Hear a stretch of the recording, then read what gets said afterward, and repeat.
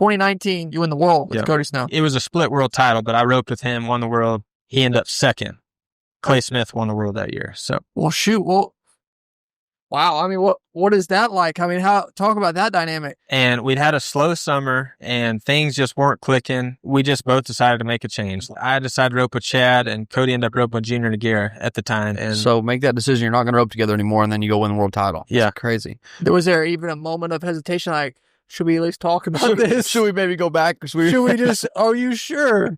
I've never been afraid to make a decision, and I've lived with the decision. I'm not a big on looking back and regretting or changing this. Like, when I decide to do something, like, I just do it, and whatever happens, happens. We'll learn from it or fix it or whatever we can do. What's up, guys? Welcome back to the Let's Freakin Rodeo podcast presented by Boot Barn. Man, today we talked to Wesley Thorp.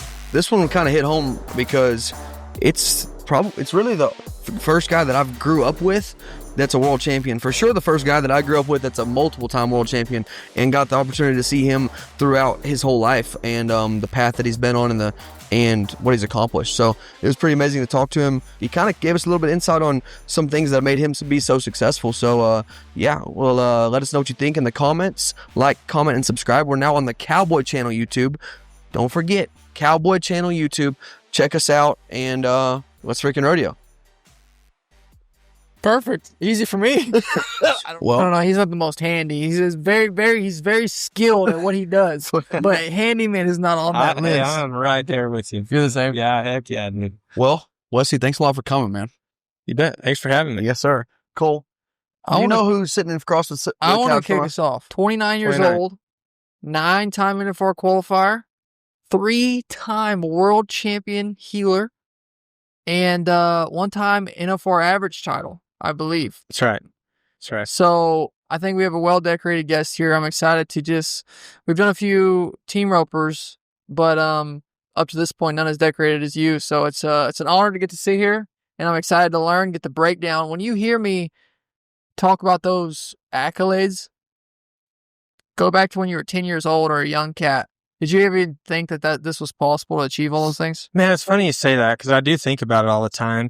And to answer your question, no. Like, I never dreamed of this. I always loved rodeo, competed junior rodeo, and I roped calves, I team rope, and I loved competing. And I knew that I wanted that to be a part of me, and I knew I wanted to professionally rodeo. But at that age, I didn't even see myself being in anywhere close to this category. Like, I wanted to be good enough to just be out here, be entered, and hold my own. That was, at that point of time, that was my perspective. I mean, I looked up to the NFR. I looked up to the guys making the finals. I watched the finals. I loved it. And yeah, I'm roping a dummy, acting like I'm at the NFR and all those things, but I'm not, in my head, no part of me thought, I mean, yes, I wanted to. I'd love to have made the finals, but I never thought, oh, I've got it. I'm going to do it. I never once thought that. That's pretty crazy because, I mean, I remember growing up, you were a couple years older than me, but all you ever did was win. So it seemed like you were at the top of every tier you were at. Throughout your whole life growing up, you were always elite. So when did you realize, all right, I could be elite at that next level? I mean, what would that feel like? Well, I think like I did have success growing up, and I knew I was in a higher end of the category of my age and all that at each time, but like I never underestimated I thought my perspective of what it took was. And like, I just knew there was such a gap one day of what you had to get to, and like how much I looked up to the guys that could do it. And I knew how far I was away, even at every age. I'm 15, I'm getting better, and I'm pretty high number, I'm winning, I'm 16, 17, I'm roping with those guys. And I guess I never, like at anything I've ever done, like I've never underestimated the challenge of what it could take. So like mentally, I just have always prepared myself that it would be harder than what I expected, or tougher, or more impossible than what I thought. And, I always set the goal high, but I never underestimated the challenge of what it could take to get there. So I just never put myself in that thought of, oh, I'm going to be good enough. I'm better than my peers, or I never looked at it that way, because I was around people that were better than me. And like I had a couple of close competitors, some even younger, that were above me coming through high school and all that. So like I really paid attention to that and knew that just wasn't something I was going to, take to the bank, that, oh, I'm right where I need to be. I mean, so your dad's kind of, I'd say, a little similar to mine. He ropes more. He's an everyday kind of weekend jackpot team roper. How do you think you got to where you were growing up? Was he your coach, or did he just put you in the right places with the right people, or how was y'all's process growing up through those years of you becoming so elite? Man, I would say, like, looking back now, like, I get to teach a lot of kids and get to be around kids and help and lessons and all that and schools. And looking back, like, I think my dad did it better than you could ever do it. Like, the way he was so good with me, just mentally, and the way he went about it. Like, he was never hard on me, never, only if I threw fits, he'd get mad and things like that. And he had a rule of thumb on just about everything of what he was trying to do. And he just helped, like, he helped me with what he knew, but he never told me bad information. Like, if there was something that was like a question, like, maybe he would not say anything. And he would like try to figure out, okay, which I did. I got around some of the right people growing up, and like, he would let them tell me whatever they wanted to tell me, and he wouldn't chime in. He wouldn't have his own opinion. He would just let me soak it in. And if it was something he had told me 10 times and they're trying to tell me something, he wouldn't be like, oh man, that's what I've been telling. That's what I've been telling. He wouldn't say a word. He's like, maybe it'll soak in from that guy. And so I think that's so cool because I see it done the wrong way now. And he was so good about that. Like, if there was something he didn't know, either let me try to figure it out myself or study it, or I'm always trying to figure it out or get around the right people, or let somebody tell me and kind of create my own path. So it always I got to think for myself all the time. I wasn't getting to, thumb on me, hey, this is what you need to do, this is what you need to do. Or if I made a mistake, I was never looking over my shoulder, like, potentially getting bad information. And so, was it team roping from the jump? I mean, y'all rodeoed together, you three rodeoed, he just said, but you're doing calf roping, right? Yeah, I actually started out calf roping. So like when I was 7, I started I rode a lot before that, but like I really started riding, roping, like tracking calves and roping out of the chute. And like I break weight, not rope, tie down, all that. And then I started entering when I was 8 or 9, going to junior rodeos. And man, I loved roping calves. Like, I loved competing. Like, it was so fun for me. I was pretty small, and like, I was riding some green horses at the time and stuff. And, but I had fun doing it. I really liked doing it. And then I got to team roping. My dad had always team roped. He roped calves too growing up, but my granddad got me started in the roping calves. And then, and I got hooked on team roping. So I wanted to do both. And then, I could, junior rodeoed and junior high and all that. And then when I got to high school, I felt like, I was getting pretty high numbered in the team roping. I was doing good at my age in the calf roping, but it was like, I've got to make a decision. Like, my number was high enough. I need to buy better horses. I need to be more relevant. Like, and what is it going to take for me to excel? And I'm like, man, I've got to pick a direction. Like, I still liked roping calves, and I entered and borrowed horses or whatever, but I didn't put my effort towards the calf roping like I did team roping, just because in my mind, I thought I needed to invest and spend my time and money on team roping, and that's what I wanted to do long term. And so at that point, I kind of backed off on the roping calves, but obviously that paid off pretty well. I'd say that was the right decision. I seen a video of you the other day freaking blasting one on the calf roping.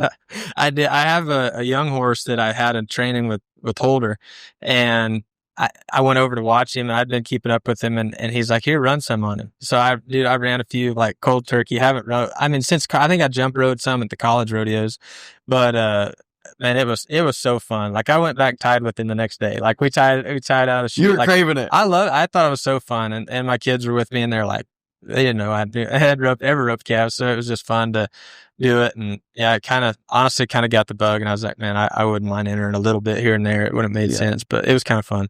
Are they liking that dummy? Oh, they love the dummies. Yeah. Awesome. Yeah. They got it with them out here. 2-time national champion.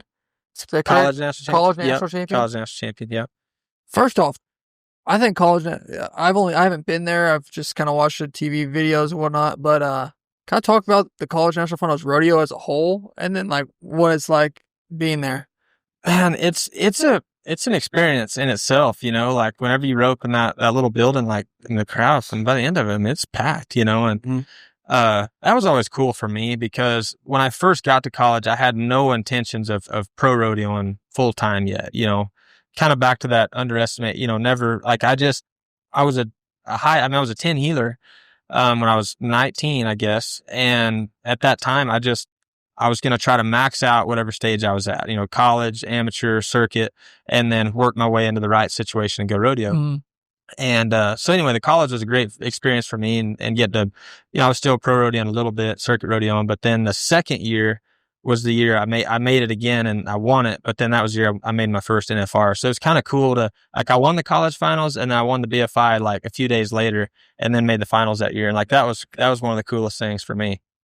Wow. So kind of skipped through there that was something small, but tell us kind of about that year. Like put us into that perspective. We're talking June college finals, BFI win, and then you're leaving for the summer with Zack Small, correct? Small, yeah. I mean, tell us about that. And you didn't have that much one in the winter, I don't believe. I did. That year we did. We had a really good winter and we had done well jackpot. It was just kind of a fairy tale situation. Like that fall before I decided, I was 20 years old or just turned 20. I was going to rodeo full time, had Zach, and like we entered and we were like, hey, we're going to try it. Like we didn't get into Houston, didn't get to San Antonio. Like there's things we had to go through, go to the winter rodeos, but we weren't going to get to some of them. But anyway, we did have a good winter and we had I think I was at the college finals and we're like 5th in the world, win the college finals, and then drive all night. We get, the BFI and win the BFI. So at that time, like, it's like a little bit of like a shocked moment. I mean, you're like, man, I'm 5th in the world, just won the college finals, won the BFI, and top of the world. But I'm back to that spot of like, hey, like, don't take this for granted, like it's ERA year too. So a lot of those guys that you always looked up to weren't rodeoing. Gotcha. And so that's the chatter all around you is like, oh man, of course they are. There's 10 of the best guys that aren't there. There's 10, that. So you're hearing all that. So in my head, I'm like, hey, I need to build progress, build a blueprint of what could work long term. I've got to keep climbing the ladder, keep getting where I need to be. And like, it's fun to be here, but like, people don't even care about you anyway. I mean, even the finals that year, they're like, oh man, glad you made it this year. Cause yes, this may be your one shot.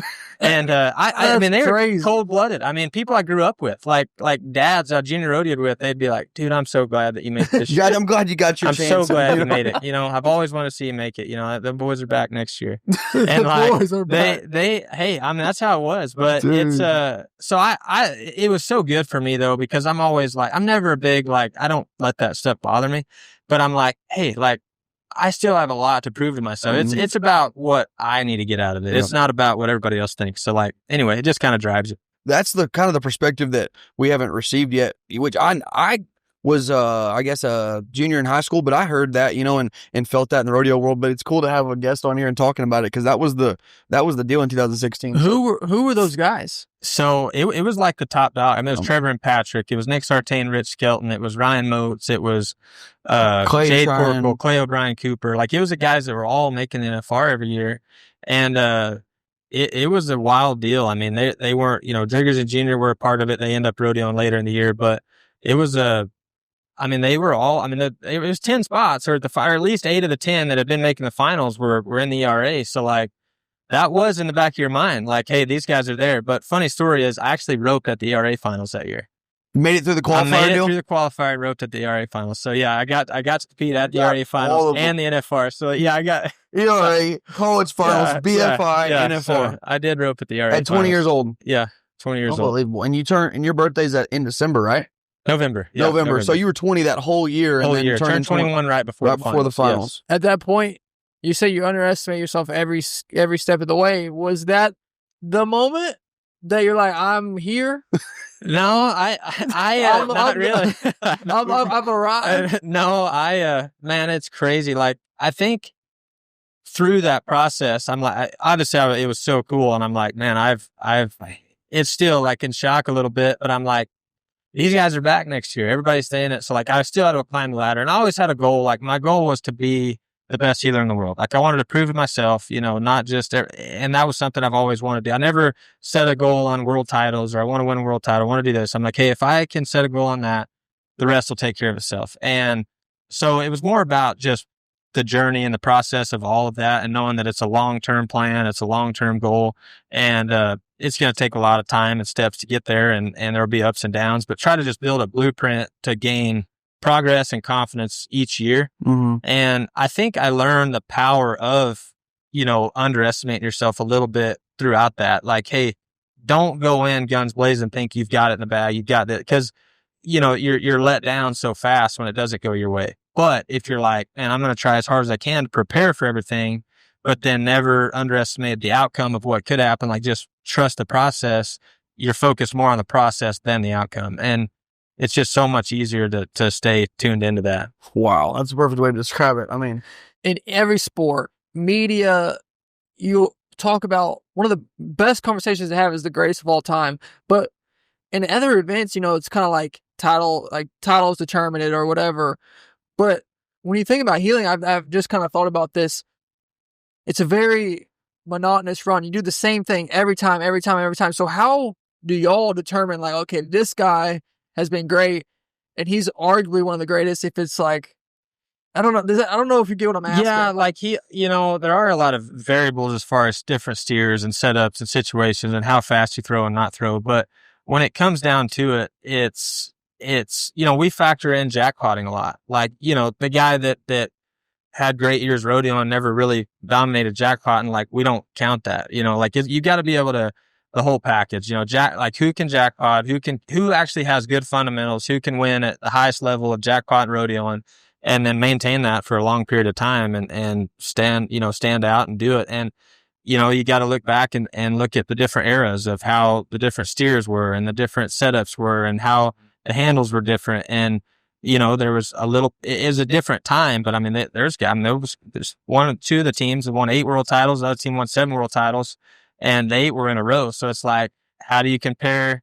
You know what I mean? So there's a lot of factors in that. And no, in my opinion, that probably won't ever be done again in the team roping. I mean, I think it would be so hard to be. I mean, just because, for one, I mean, in reality, a 10-year career in rodeo, a good 10-year career in rodeo, is hard to pull off. Yes. It's hard to even maintain being out here for 10 years yes. and having a good attitude and being on top and all that. So, like, much less to win 8 world titles in a time frame of a career is tough. And then it's just getting tougher. I mean, guys are getting better. There's more variables. There's more guys that can do it. So, I mean, they're trading out who wins more. And you're right. I mean, I think it feels impossible, but, never say never, Never say never. All right, guys, we're going to take a quick break from the podcast to tell you about our presenting sponsor, Boot Barn. Hey, Cole, you headed to Pinoca in a couple weeks. Where are you going to go first? Before I cross that border, we got to stop at Boot Barn, baby. Boot Barn sponsors over 600 rodeos across the country. If you're a Let's Freakin' Rodeo fan and you're listening to this podcast, you probably should be a Boot Barn fan. I'm just telling you. They got 450 locations across the country from coast to coast. They are supporting this podcast. They're supporting the rodeo industry. We support those people who support us, and that's Boot Barn. I'm just telling you, you need some boots, some jeans, maybe a belt, shades, hat, cap, shirt, long sleeve, short sleeve. I don't care what kind of style you are. Cole, me, or anything in between. Go to Boot Barn or visit bootbarn.com online and get what you need. They got you covered from head to toe. Thanks, Boot Barn, for sponsoring this podcast. As always, let's get back to it. What would you describe to be like, man, that heel shot right there was just an insane heel shot, Well, to me, it's who can get in the best spot time and time again and make it look easy, right? Mm-hmm. But then there are times where you do have a steer take a wild jump or a header gives, something goes wrong and you've got to pull off a shot.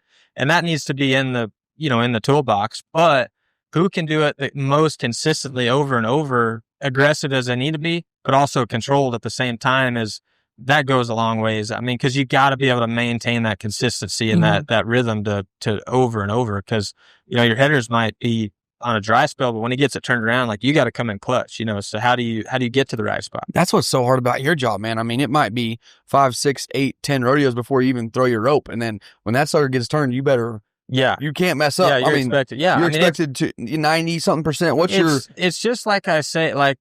It's like a quarterback and wide receiver. I mean, when he's off, like when he gets back on, you've got to be ready to build his confidence, right? Because if you're not paying attention or you mess up, make the mistake, it's harder for him to get back on a rhythm and on track. So, like, it's very important for either to be ready, still on his game at all times, and then help your guy get back on a streak. Exactly. What about how does it feel different? I think 2023 when y'all won the world. Didn't Tyler Wade rope like 8 necks, not even the horns that year?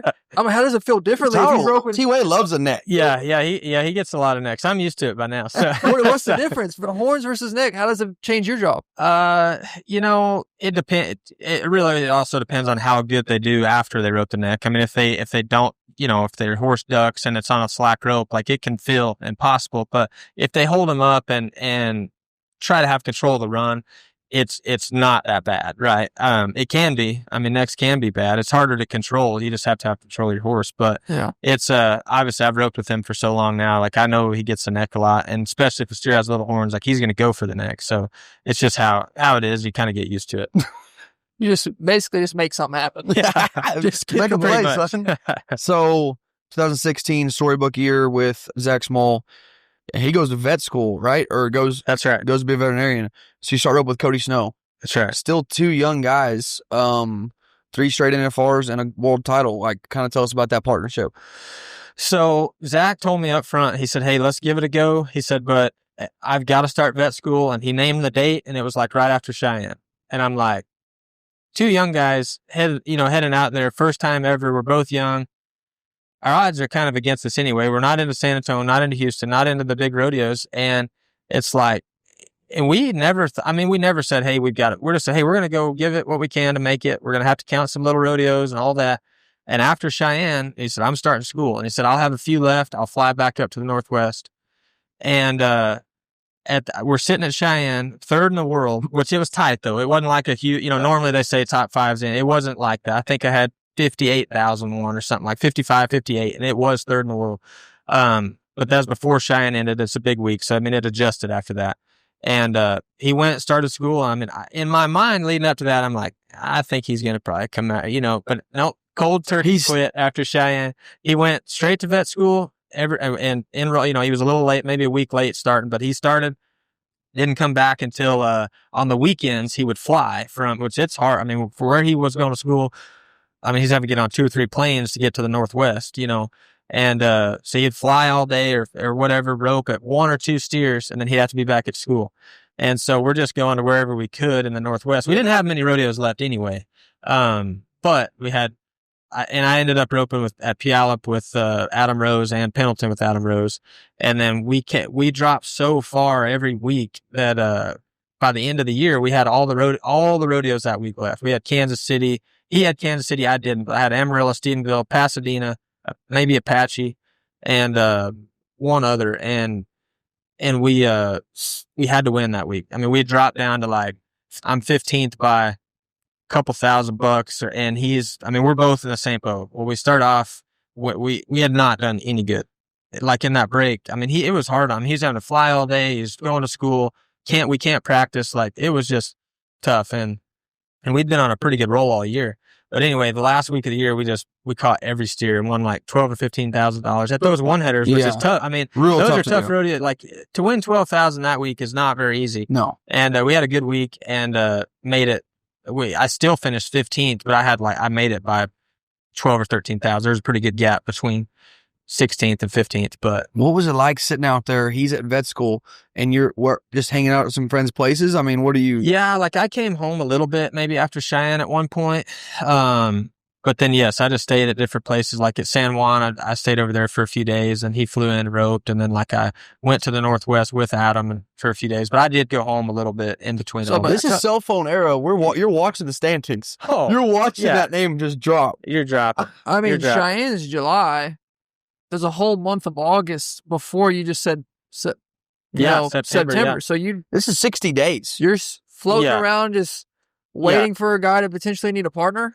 I mean, well, I didn't have enough rodeos to enter with other people, and back up to that, I had entered with somebody in the fall before, and we counted like 8 rodeos. We ended up not going to any of them, but we didn't know we counted them. I wasn't planning on rodeoing at the time, so at Cheyenne, I'm sitting there, I'm like, I've got 21 rodeos is what I thought I had. I'm like, that's plenty good we're 3rd in the world, I can enter a little bit. And it hit me. I'm like, I need to go back and check. I went back on my log from the fall. I had 8 rodeos that had counted, like Leesville, Louisiana. I mean, tiny rodeos I planned on going to with guy, and I'd counted them all. Didn't go to any of them, turned them all out. But I just had not planned on it rodeoing. And anyway, long story short, I had 13 rodeos left after Cheyenne. So 13 rodeos left after Cheyenne. 13 rodeos left after Cheyenne. I've never heard that story. Yeah, that's unbelievable. So it was very pick and choose.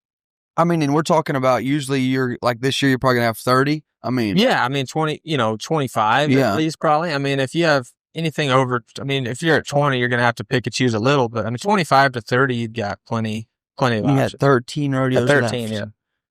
Oh, for a guy that underestimates himself and knows that the stakes are high on things, you probably were thinking, I'm screwed. In my mind, I'm like, it is what it is, but you got, like, we were on such a roll the whole year. Like, we caught a ton of steers and like had been high in the standings all year long.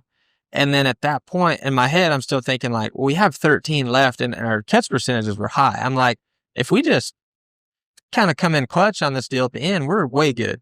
Well, then Way good. then the wheels fall off. Like, we can't catch at all. And we're not running very many steers. So it was like, that's when it was a little bit of reality. You're like, hey, this is going to be who knows what at the end of the day. That could have been a totally different ending on that story. You know what I'm saying? Oh, with all those 100%. things happening, Yeah. him going to vet school, Yeah. you having those 8 rodeos that you didn't know you counted. I mean, it's kind of crazy. So 100%. who did you rope with at that finals? I rode with Zach. So he Zach. ended up making Yeah, it. we both made the made it. NFR. Him in the 15 spots as well? Yeah, he was 14th or 15th. 14, 15. Wow. Yeah. So then 2017, who was your partner? So then I transitioned into Cody Snow the next year. 2017, 2018, 2019, Cody Snow. It's 2019, you win the world Won the world. with Yeah, Cody Snow. that's right. It was a split world title, but I roped with him, won the world. He ended up second.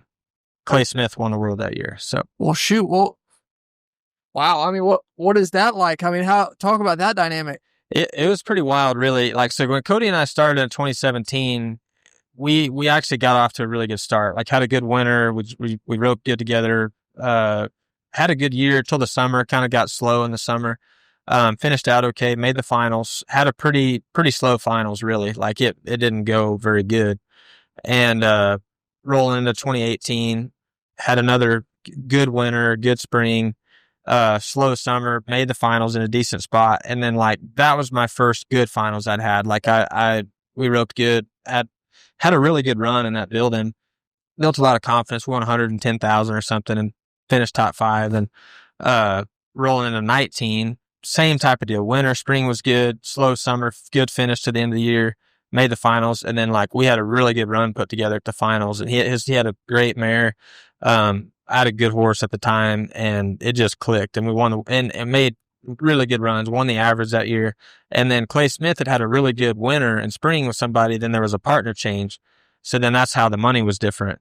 And then Jade came in second, winning the world, and I won first. And then Clay won the world and Cody won second. So what was that like to spend, those 3 years with somebody and obviously become close with them and with friendship and being a partner? And I mean, obviously it's his dream to win a world title and your dream and you win it. I'm sure he was happy for you, but what was that like for your partner not to win it and you to win it? Man, I think it's so tough because it's like you did it all together. Like we roped at every rodeo all year together. It wasn't anything different. And then all of a sudden I am just standing on the other side of the line. He's standing on this side of the line and there wasn't one thing that we did different, so like that part and like, how hard it is to win a world title. Like in my mind, like I thought that 10th round was like the craziest day. Like I woke up, like I was shaking all day, like not even that nervous, but it's like, I knew I had a chance to win the world in the 10th round and I had the best chance, but it was three people had it was basically whoever won that beat whoever in the 10th round. It was come down to a one header, like even the way the average shaped up.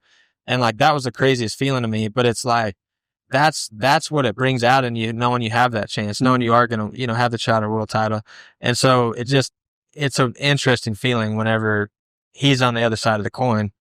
Man, that's kind of like not like 16th in the world or 15th making the NFL or not being the world champion or the reserve. No one really remembers who lost the Super Bowl. Man, it was honestly really weird for me. I did not feel ready at the time to win it. Like going in, I knew we had a good run. Obviously, there's teams that get on a roll and win a world title, it happens for them in Vegas. But like from the overall perspective, when we talked about the jackpot and the rodeo in the long term, like I felt like I was in a pretty high category, like top 5 or 10, but like I didn't see myself as the best healer by any means. I didn't feel that and so then when I won it, I'm like, it was the weirdest feeling. Like it took me a minute to like get overall. Like I just didn't know how to take it. I'm like, cause then you roll into the next year and you're like, well, now I'm expected. I'm looked at as a world champion. I don't feel it. So it was a weird thing for me. I had to get through. I mean, I kind of had to set some other goals or priorities outside of rodeo and kind of change my whole perspective on things. I mean, when you hear the word reigning world champion, the word reigning doesn't mean past. It means I currently am operating in the title of world champion everywhere I go for the whole year until someone knocks me off. And right now it's 2 straight. 2 straight. I mean, can you get 3? As of right now, the way things have been going, it slow. doesn't feel it. That's what's crazy is like people don't realize like when you're losing, you feel like you're so far away from a win. Like you feel like even when you're wearing that gold buckle. Yeah, it feels like it's so far away. But then when you're winning, you feel like it's never going to end. So it's the perspective is so crazy. And it's a little like I've probably done it to myself a little bit. Like I don't have that, oh man, I'm the guy, I can do it. Like I know what it takes to process, but I'm like, I don't underestimate what it takes. Like there's no telling how many more all night drives or trips or breakdowns or bad things could go wrong before we have something go right. So it also could be tomorrow too. So like you gotta be ready for the opportunity because tomorrow could change the whole perspective of the year. But yeah, like when you're in and I don't really call it a slump because I don't believe, like even my whole rodeo career, I've never felt like I was in a slump or acknowledged it. But I think that even when you're in a slow time, it's hard to feel. It's hard to look back and be like, oh, I am the reigning world champion. I've got it in the bag. It's just that perspective is not that way. Yeah, exactly. So. Is it easier for you now in that slow time maybe to have the confidence after all of your wins? Do you ever think back to the past or do you just think to the process? I'm curious about everybody I think is different. Are you like, all right, process, I know what it takes, I've done it before, or how do you feel about it? Well, I do think the experience of it all has made it easier because you're like, man, I used to try the whole high and low thing and, you're upset, you're carrying it with you all day and I wasn't doing that well then, you know what I mean? So it's like, what, now I've done the better I got mentally, the better I've done overall. So it just seems like like I said, the wheels can fall off at any point. Like nobody's saving me a ticket to the NFR. Nobody's saving me a ticket to the world title or anything like that. Them standings don't care about them gold buckles. They don't care. And like when you show up at Odessa a month after the NFR, they don't care. So it's that part, you have to know that's there, but then it's also gotten easier because you're like, man, I know I belong. I know I'm good enough. I know my process works. What's off? What can we tweak? How do we get on track? And then really, I mean, and things out here with the variables and all the things that could go wrong, sometimes you just can't control it. I mean, you can't control some of the things. So it's like, when you do get an opportunity you can control, be ready for that. Don't try to control a situation that you can't. 2019, world champion. Your partner doesn't win it, but he's number 2, almost got it. Coming off of a record year world champion, you decide to switch partners the next year. Why? We had already made the change in the Northwest and we'd had a slow summer and things just weren't clicking and we just both decided to make a change. Like I decided to rope with Chad and Cody ended up roping with Junior Naguera at the time. And, we kind of weren't on the same page. I had some other stuff going on outside of road. Anyway, we just kind of decided to go a different path. And Chad, somebody I jackpotted with, I'd always wanted to rope with him, and it was really a cool experience. I love the fact that I got to spend a year roping with Chad and be around him and all that. So that's kind of how the dynamic changed. I was curious because you're like, if it ain't broke, don't fix it. Yeah. So that's crazy to think about. Y'all made the decision like August time. Yeah, it was like right. We were in Ellensburg when it happened, and then right after we decided to make the decision, we just got on a roll and won. I think we might have won Gallup that year. And so make that decision. You're not going to rope together anymore, and then you go win the world title. Yeah, it's crazy. Was there even a moment of hesitation? Like, should we at least talk about this? Should we maybe go back? Should we just? Are you sure? It definitely always feels that way in the moment, but everybody's got the reasons. And I think I've always been one that I've never been afraid to make a decision and I've lived with the decision, right? Like I'm not a big on looking back and regretting or changing this. Like when I decide to do something, like I just do it and whatever happens, happens. We'll learn from it or fix it or whatever we could do. 2023, it was not going well. maybe till August, I think, for you guys. Mid-July. Like before Cheyenne, maybe. Yeah, the end of June and 1st of July was really slow. I've just heard from people talking that you were amazing for Tyler's mental game. So what's that like, having a partner that you're relying on, but that you're also maybe figuring out how you can build his confidence and you know what I'm saying? I mean, I don't know. You tell me about it. I've heard stories, but. Well, the end of the year, Tyler and I decided to rope. We got to make some runs in the spring. And we jackpotted together forever, but like we did good at the circuit rodeos, amateur rodeos, jackpots, and then we left for the summer. And the first week we were out there, we had a good week. We only caught 2 steers. We won around at Reno, and we won around at Greeley. Mm-hmm. So like we didn't rope very good, like had some trouble, but won 2 rounds and turned out to be like a $11,000-$12,000 week maybe. Mm-hmm. Place at Dickinson. And so we're like, hey man, we're roping bad and winning. Like it doesn't get better than that, you know, like if we start roping good, what happens? Well, then the wheels just fell off, like he just struggled and things happened. And, but through that, like I just kind of, my mentality has always been like, hey, I need to worry about when I need to get ready, and I'm not big on the whole pat him on the back and fluff him, because it's just, I feel like a lot of that's so much BS to it that it's like, they don't want to hear all that either. So it's like, I just was the same outside the arena, like, hey, like, where do you, let's go eat lunch. Let's do this. Let's whatever. Like, I just try not to change in any way to where, they're thinking over their shoulder, like, oh, Thorp's pissed or he's in a bad mood or he's worried about what I'm doing. Like, I just don't, I separate that from this so much different. Like in there, it's one thing. And then out here, it's the same. Like we're still friends. We're still buddies. Like you're not trying to mess up. So I'll try to do my job when it's time. And if you have a question or whatever, I'll tell you what I think and not leave it at that. Mm-hmm. And so I just try to, I would never hype him up or give him a big pep, but I just like, hey man, we're 1 steer away from turning the whole thing around.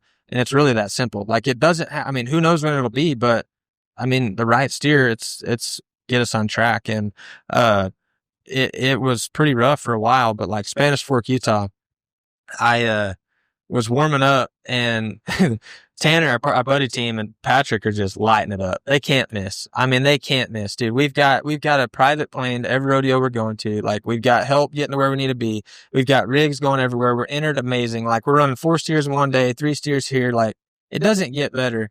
And we're just missing. We're missing. That's hard to swallow. And like we're running to where it feels it, but like we're running everywhere we're going, like trying to haul, but then this horse will be there 3 or 4 days. So he's fresh when we get there. And Tanner and Patrick cannot miss. It's just can't miss. Like Tanner's nailing the barrier turn him, Patrick's healing him. And, so like you're seeing all that and how, it's just like, dang, like it's got to turn around. And Larry D we're warming up and she's like, well, talking about how good Tanner and Patrick have built their team and like the whole model. And she's like, what do you think about your team? And I'm like, and I love the potential of my team. I said, no, so far it hasn't been good. I said, but I think we got some potential there. Like neither one of us have gotten too down throughout all this. And like our horses are good. And like, I think when it clicks, it'll be fine.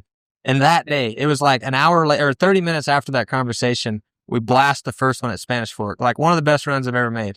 And then the second one caught the second one, we won the round. We drew a really good steer, but like just fundamentally caught him, one good in the round, one Spanish Fork. And then we just on a roll from there. One dead, place of both rounds, one deadwood, one Ogden, one. And it was like, could not get better. Like we won Spanish, Ogden back to back, deadwood right after, won the first round of all of them, carried right into, placing at Cheyenne, placing at Dodge City. We were just fairy tale season the rest of the year. Couldn't win more. Set the season earnings record at the time. It was crazy how much we won. Unbelievable. That's crazy to think about because that's like, I always say, put it into quarters. That's like third quarter of the season. Yeah. And we're talking about, I love the potential of my team. Yeah. That's wild to think about. And then you end up setting a season earnings record and then winning the world title. All right, guys, another weekly segment coming at y'all of Rodeo for Dummies presented by Shady Rays. Our friends over at Shady Rays have you covered for all your premium polarized shades needs. If you need some nice shades, Shady Rays is the place to go. Our friends at Shady Rays have you covered with premium polarized sunglasses that won't break the bank. Shady Rays is a proudly independent sunglasses company that can rival even the most expensive brands. It ain't always you get what you pay for because with Shady Rays, they can rival anybody. Affordable. Double frames. Crystal clear optics, bro. And they're affordable. affordable. But if yours go MIA or they break, their lost and broken protection plan will take care of you for up to 30 days. Exclusively for Let's Freakin' Rodeo listeners, you can use code LFR35 for 35% off at shadyrays.com. You can join over 300,000 customers to leave a 5-star review. Thanks, Shady Rays, for sponsoring Rodeo for Dummies. Let's get into it. So the weekend jackpotter. What is Healer? Healer. Let's do healer. Yeah, the weekend healer. What's the number one thing that they can focus on To catch more by 12 feet. to catch more feet and improve their run? Man, you gotta work on your ride and hold. Like if you can hold position, like if you can, like on the dummy, I always tell people like to get to their spot and be able to hold it and maintain it while they're swinging and maintaining their body position. It's easier to make progress. So like practice getting to the same spot and you staying the same and for multiple strides. Cause like it's a lot easier just to get there and throw your rope than it is to get there and maintain position and control your horse for multiple strides. I think that's the most important thing that I work on at all the schools, clinics, lessons. Like if you can maintain consistent position all the way across the arena, don't even care if you catch, miss, throw, whatever, but if you can keep your body position, horse position the same, so much easier to make progress and get to the next step. If you're teaching a kid, so like people, even like college kids who don't even really watch rodeo, they got team roping dummies in the garage. Nah, I went to Texas A&M. That's where I went to college. Yeah. And they would always rope the dummy. If you're teaching a kid to rope the dummy, it's like his first or second time, and he's healing. What would you tell a kid?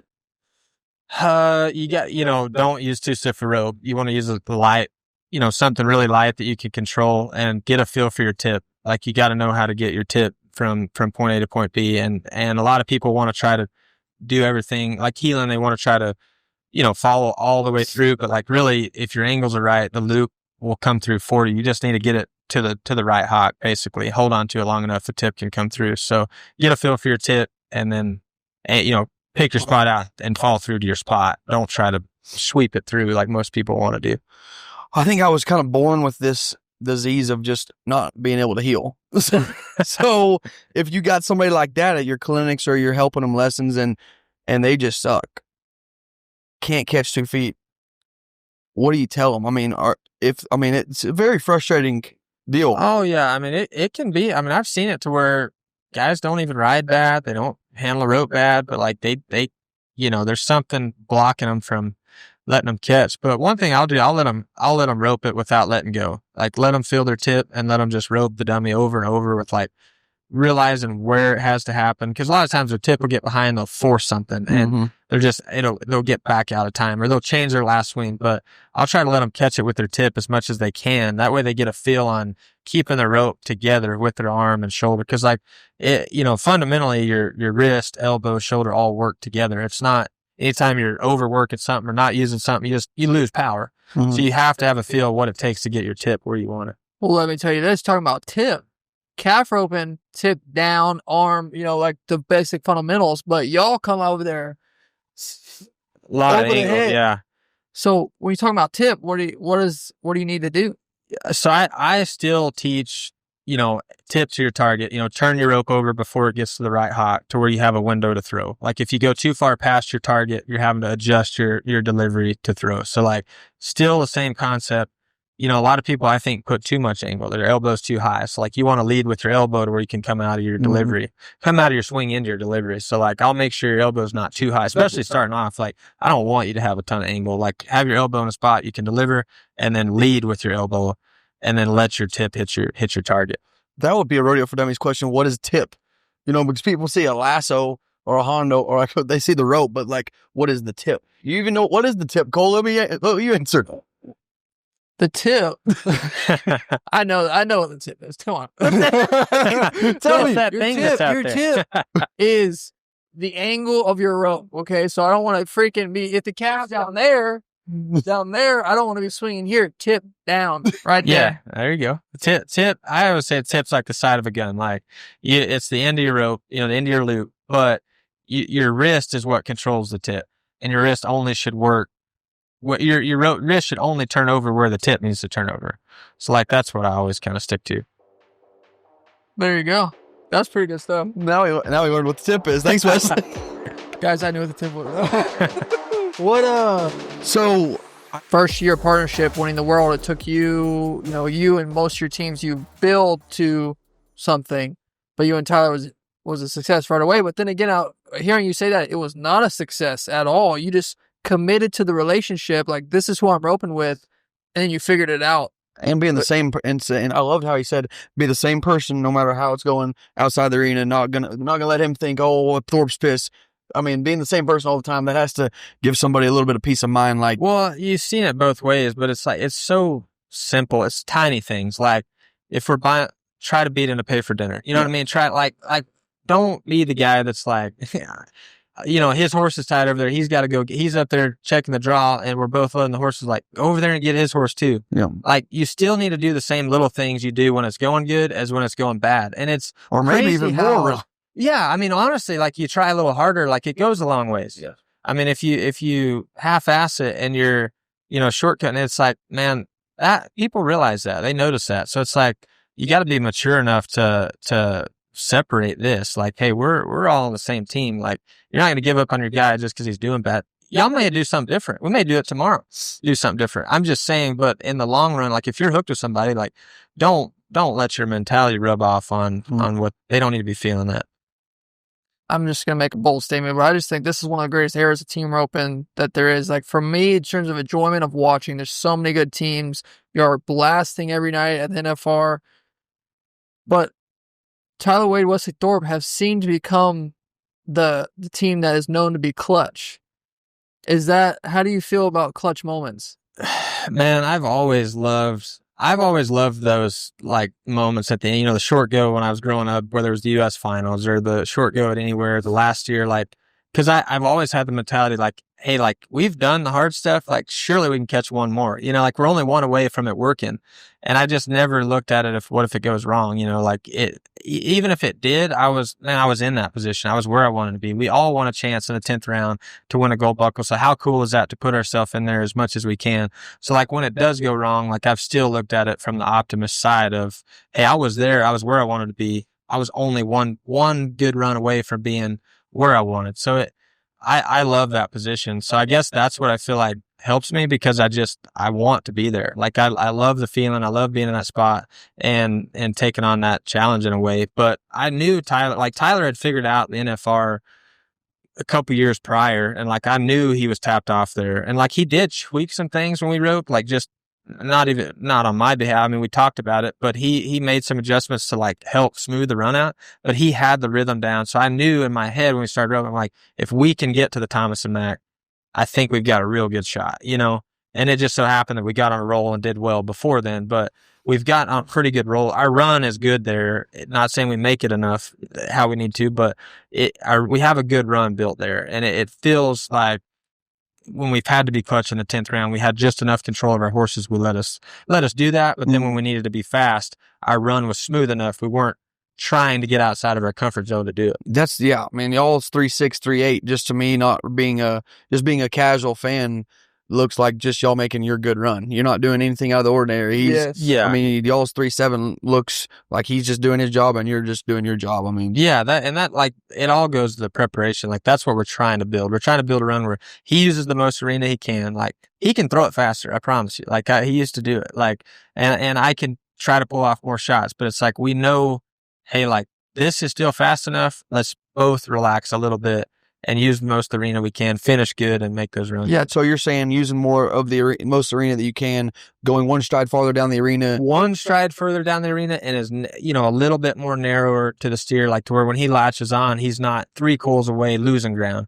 His horse is running max amount, and he's using, headed to the steer, and then using the max amount of the arena. Gives him more space to finish, yes, where y'all can get a tighter, faster, clean finish. Wow. Yes. That's probably why it's so much faster. But talk to me about the, we're kind of skipping over some stuff, but 2024 NFR. That's what I'm talking about, clutch. I mean, y'all missed. I don't know, I guess it was Tyler who missed a couple, but then y'all are just going out, winning rounds, placing second, and then it come down to what were the numbers like? Man, so first, 23, we had a little bit of the same. I messed up a couple all in a row, and we're like, just back and forth, and then at the end we had to do good. And then 24, we started off winning the first round, winning the second round, and then no good third and fourth. But then after the fifth and sixth round, we were like so close away to having it sewed up almost. Like if we would have won the seventh round or placed high in the seventh round, we were still good in the average. Like they would have been a long ways behind us. Well, then the seventh and eighth round didn't go good. So then we're back to the spot of having to win. So then going into the ninth round, we're backed in a corner. We probably had the advantage, but we have to win at that point. So it was like almost have it sewed up. No, they gave it away. Almost had it sewed up, then gave it away. So it was like, it's just funny how that momentum works. Like one steer, good or bad, could change the whole trajectory of the week. Which, because I was confused keeping up with the average and the standings. I didn't really know. I knew it was like Coleman and Logan, Caleb and Junior had a little bit of a shot, and then you and Clint and Jake. Clint and Jake were really good in the average, and then they had been having a good finals too. 4 teams, right? Had a kind of going opportunity. Into the 10th round. Yeah, Clint and Jake had a great shot. Coleman and Logan, Caleb and Junior, they had all 3 the best chances. Wow. There was a couple other like outside scenarios, but they had the best 3 chances, like legit chance. 10th go around, they're about 30 minutes from rope, and I'm back there walking, and Tyler's back there swinging the rope. He's like, all right, this is what I'm using. He said this thing's going in the trash, or it's getting hung up on the saddle. He's getting hung up on the wall. Did you have like 2 or 3, and you was picking your winner, like Cody Ole says? I'm looking one of these at this MF wants to be a winner today. I'm so funny. So a few years ago at the finals, it didn't feel very good, and I'm out there swinging through all my ropes. I'm jacking around, and I'm finally like, why am I doing this? Like at home, I don't do that. So I'm like, my new rule is pick one and roll. It doesn't matter which one it is. Pick it and go. And if it feels like for some reason it feels bad, go back and pick another one. Don't swing through them all, And so anyway, I started, and I'm not saying I won't swing through ropes sometimes, especially if they're new, but like I being sure try to make myself go pick one out, take off. Treat it like you do the rest of the year, or when you're like every other time you rope. Don't build it something that it's not. Yeah, that's fine. Caleb and Junior go out and they rope a leg. Coleman goes out and misses. I think at that point, and there's one other team you said, Clint and Jake. Yep, they did really good. They were 4 flat, I think, and put them. Clay Smith missed in the 10th round, so it pushed Clint and Jake to the top of the average. So they moved up a spot in the average, and we're great in the round. So that put us to where we had to place like 4th or better in our mind. And we're back there talking over the fence, back and forth, like, cause we had a good steer, but we didn't know if we were going to have to like win the round. Cause there was a lot of scenarios. There was a scenario where we had to beat Coleman and Logan. So, I mean, they're a fast team. I mean, if they go 3-7, we're going to have to beat 3-6. And, Caleb and Junior, if they would have won the round and the average would have changed a little bit, there was a chance we would have had to beat, there was a good chance we might have to win the round. There was a good chance that we might just have to catch. But the Caleb and them messing up, Coleman and them messing up made it to where, but then Clint and Jake came in close and they moved up the average. So we had to beat their time. So did you say you and Tyler are back there? We're literally over the fence talking. For people who don't know, back there, it's loud back there. It's loud. And then there's all where the steers and the calves are stored, these pins, and y'all are probably 10 feet away from each other, just yelling over the. Yeah, we're literally talking because it got like the night before I wrote a lot of scenarios out, but there was a million ways it could turn and change. So like, I just wanted to know, do we have to win first? Do we have to catch? Uh-huh. And it got confusing in there because the round was tough. Those teams had not done good, but then Clint and Jake did real good. Clay messing up, jumped them up in the average. It just changed so many things. And finally we were like, it was in my head, like I'm trying to do the math. I'm like, it's somewhere around 3rd to 5th in the round does it. And I'm like, I think it's 4th or better. But anyway, finally, it was no difference, 3-9 to 4-1 or whatever. Exactly. So it's not like you have another swing in the bag. So finally we were like, hey, let's just make our run. Like, we know it's a good steer. Let's make the run we came in with. Like, we were 3-8 on a good steer in the first round, 3-7 on the tough steer the second round. But, like, we made our run on those steers. This is the best steer we've had. So it's not like we're having to, don't overcomplicate it. We know that we can't just catch. We got to make the best run we can. But let's make our run. That's what we literally said. Then we rode in the box. But that's what I say, like, right before y'all go in the box. Right before. We're like, hey, let's just make our run. Because like I said, we were a little bit. Stuff, bro. Yeah. Dude. It's crazy because some people they go with the strategy of they don't think about it, don't talk about it, don't look at it. He said he wrote down all the different scenarios that could happen. Up until 30 seconds before the run. And then 30 seconds before the run, they're talking, all right, let's just go make our run and go do it.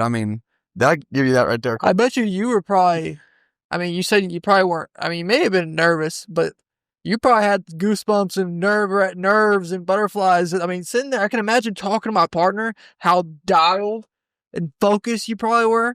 Like, okay, 4-1, 4-1, 3 now. Okay, all right, let's do it. Like, that's something out of the movie, honestly. Yeah, like I mean, there's a lot going through. I mean, your adrenaline and all that, but like out there, it's hard to get in a rhythm, I think. And once you do, it's easier to focus on what your key, that process is that gets you in that rhythm. So by then, I was in a rhythm and a groove. Horses felt good. We knew our steer was good. So like things should line up, but you got to be focused to be able to stick to your plan, because it's easy to abandon it, especially in that time. You can cheat something or try something else, but you got to stay hooked.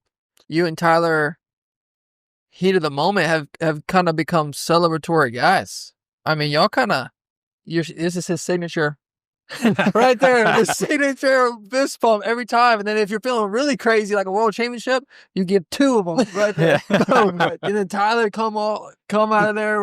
His hat's usually so low, it takes him a second. He's got to get that thing off his head. He's flopping his ears low. Yeah. Have you always been a clean cut, like right out of the arena and nod, or have you always been in a little bit? Nah, I never get too excited. Or I usually don't. But I do there sometimes, but it's just, that place is kind of like no other, you know what I mean? Like when you blast one, and it's hard to do it. Like it's hard to, like people don't understand like how much on top of your game you have to be at your best there.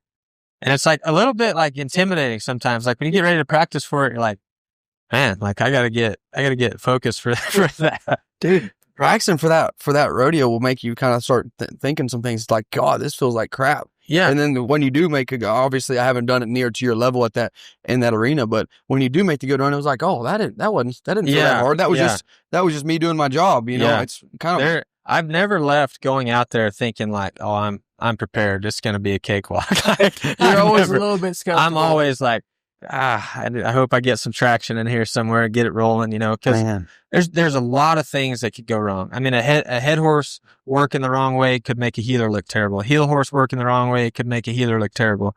A heeler hazing up too much makes a header look terrible. Like, there's so many things that can go wrong that are just that much off to make it go not how you want. When y'all started y'all's partnership, and is he just heading and you're heeling, or are y'all videoing it, breaking it down, building a run, making these adjustments? What are y'all doing? I would say somewhere in the middle. Like we're wanting to talk, like we're wanting to make a run that, obviously know how he doesn't want him hazed or does want him, and things like that. But we know that like if he goes all the way, like he's going to try to set him up or I throw faster. If he hangs it on him, he's still going to try to round as much as he can. But then I don't have to tee off as fast if it's not right. And little things that we talk about, but we really try to create a lot of scenarios to make the run that we're building at home, whether it's the jackpot or the rodeo or the NFR, like we'll run a lot of scenarios, or just have to catch this one, or we want to make sure we're kind of in control of the whole situation and capitalize on it, but we don't over break it down. Like we're not going over the videos all day, every day and things like that. So right there in the middle.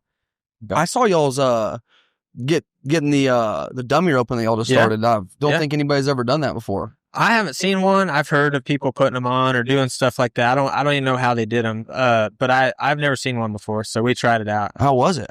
Dude, it was awesome. Like it was most people there, it was their first roping. There was a lot of people that were just true beginners that have been a little bit, but it was a great turnout. We had 100+ teams. Really? And, it was 2 rounds on the dummy, 3rd round on super slow steers. So like they were really slow and good. But our plan was to, basically, I mean, how do you grow the sport? How do you build the sport? You got to give them an introductory level place for one, to compete, but safely. Cause there's a lot of people getting into team roping is growing fast, but even like the 7s and 8s and all the, the World Series stuff, like there's still not a, introductory level category. Right. And, that was the whole plan, is to kind of build something that they can come and learn and, grow from it. So you and Tyler, I mean, y'all started the partnership. I'm sure you guys are kind of same age. I mean, friendship throughout the years, growing up, kind of. Yeah, I mean, I think he was a senior when I was a freshman, but I mean, we've always been around each other. Been around each other, been buddies. So now y'all are starting businesses together. I mean, World Youth Team Up with Championships. Yep. It's kind of, I mean, it's a big thing now. Yeah, it's turned into a thing. It's a big thing. Yeah. So, tell us kind of about that and what else. I don't know. I think it's cool to build something like that. You built your run, winning the reigning world champions, and then also building businesses outside the arena and growing the sport. Well, I've always thought we always have got along good. Roping's easy and all that, but it's just, I like the fact that like we're on the same page about so many things. And I've always looked at rodeo, like what's beyond rodeo? How do people work? How do you, and partnerships aren't easy. I mean, in anything, you've got to be on the same page, wavelength, effort. Everything has to align. And I think it's cool when you can build something with somebody that you kind of know where they're at. And like, if I called him and we bought a house together in 10 minutes one time. Like, he never saw the house. So it's kind of cool. We know we're on the same page, and like, he trusts me, I trust him. So like, that's cool. That's something that can last way past, what we're doing now rodeo wise. And, I think what better way to learn about somebody than these rodeoing with them, stuck through the highs and lows, and you really learn about how people are. The true colors come out in people. I mean, you see the worst of people and you see the best of people too. And I think when you can, make it through on the other side and you're both friends, and at the end of the day, that's a win. That's the truth. I mean, we talk about it all the time. There's not much like packing all your stuff up and going for 90 days and putting this amount of energy, money, time into something. Yeah. And it's like, if he's in the bus with me, you ain't getting away. Like, we're eating together, we're sleeping together. Yeah. It's not like roommates where you can go to the gym and you go see your girl or whatever. We're right here 24 hours a day. You're with each other that much, and like, relying on somebody else to feed your family and to do what you love. I don't know if I could do it, man. Yeah. I mean, that team roping is tough in that aspect. Your success is dependent on you doing your job. Yeah, you already got to deal with me, my horse, and the calf, but just add another partner in there, man. Wow. All respect to team ropers. I don't know if I could even do that. I mean, it's different. I mean, it's just something, but I think it's so cool that like, if you figure out that dynamic that works, and it's mentally, you just have to train yourself, I think, in a way to understand how it works. It just, people don't get, I mean, it's hard. It's not easy, I mean, everybody, but every situation I've seen where somebody, anytime I've ever thought I deserved more or deserve better or deserve, I lacked somewhere. I went backwards somewhere personally. And I see that all the time. Like, young kids coming up, they're like, oh, if I had a chance, if I had that guy, if I had this, if I had that. And it's like, I think that's anything outside of rodeo too. Like, anytime I felt I deserved something in life in general or rodeo, like, before I was ready for it, it let me down. But then anytime I stuck to a process of where I was going and stayed hooked to that, things came to me that I didn't feel like I deserved. And so, like, I think that's like crazy how that dynamic works. Wow. That's some good stuff. That's right unbelievable. There. That's the best way to articulate that. I mean, I've never heard it said like that, but it makes so much sense. Is there anything that on Wesley Thorp's list of goals that is left unchecked in your career that you still want to accomplish? Man, I've always... Well, first off, sorry to interrupt you. Hey. Are you a goal setter? Because you said that you weren't worried about world titles. You weren't nothing. You wanted to be the best healer in the world. Yeah, like I always set, like, I have some things, whether it's rodeo or outside of rodeo, that I have a list of that I want to get to and kind of build that ladder. And I've been I'm a big momentum guy. Like, I kind of got to get something done first and then set it higher. Like, sometimes I think if I set, I mean, obviously you have big aspirations and like they're out there, but I try not to get too caught, because sometimes you lose track and staying hooked to the short term. So like, for me, I have the goals on the rodeo, and like, every time I hit it, I'll kind of try to, okay, hey, that might be getting closer to that. So like, yes, I have, there's not much I have that I would say unchecked, but like, I've always want to see where I can take it. Mm-hmm. Like, hey, where can this thing go? And I want to kind of max out my potential as far as that goes. So you got your lanes, you got your business lane, and you got your rodeo lane, and you kind of just rolling and seeing how far it can go. Yeah, like, I want to just kind of reach the potential. Like, I don't want to feel like I shorted it anywhere. Like, I gave up at, too early. Like, if I'm making progress, I'm cool with that. Another question for you. There's a lot of guys that are in their 40s, upper 40s, that are competing at a high level. How do you know as a healer when it's time to hang it up? That's a good question. I mean, it's so funny because you hear people talk about, I got 3 years in me. I got 5 years left in me. How I do got you 10 know? years. I may have 3 months in me. I don't know. I may have 10 years. I don't know. I don't want to, I've tried not to put a timeline on that. I've worked towards, having things I'm interested in to move away from one day. But I still like doing it. My family goes with me. It's still fun to me, but I think it's hard to know when it's time to quit. I mean, nowadays, as tough as the competition is, I mean, we've been out here sucking for 2 months now. Almost. So like, what, how long do you go, before you're not? So like, it's got to hit you hard whenever, I mean, I would say, cause then you've been at the top, you start going back, your partners digress and things digress, but then you're like, well, I want to get back on top. So then you want to prove yourself to get back on. So like, it's a vicious cycle. You get on top, you want to stay on top. Or you get back to the top, you finish third. Well, I think I got one more in me before I'm quit. So there's no time. I think you have to pull the plug and roll. And that's the only way. You think be done. You have to be done. I mean, that's if you want to be done. I mean, I like competing. I like to rope. So I don't see myself just cold turkey quitting. But as far as rodeo in general, I mean, you're like, oh, well, I'll enter the winter rodeo, see how it goes. Well, maybe it goes good. Maybe it goes bad.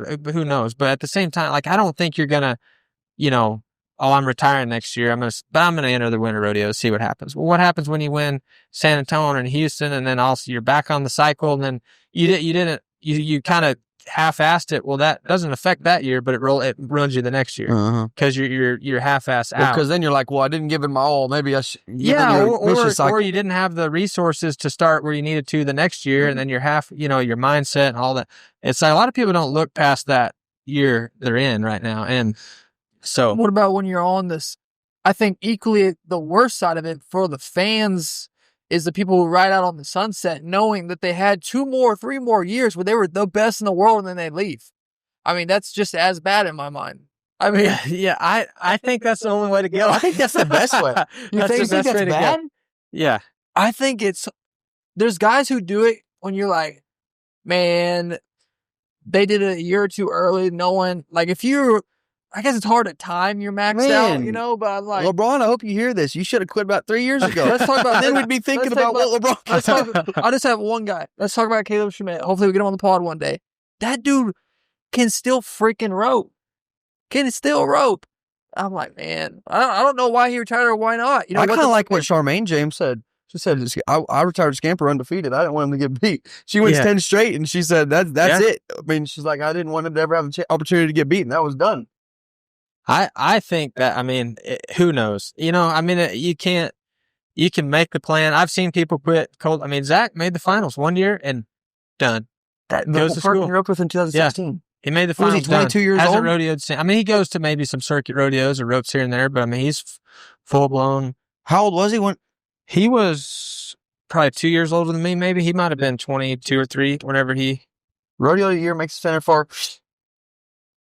He's better than me. I couldn't.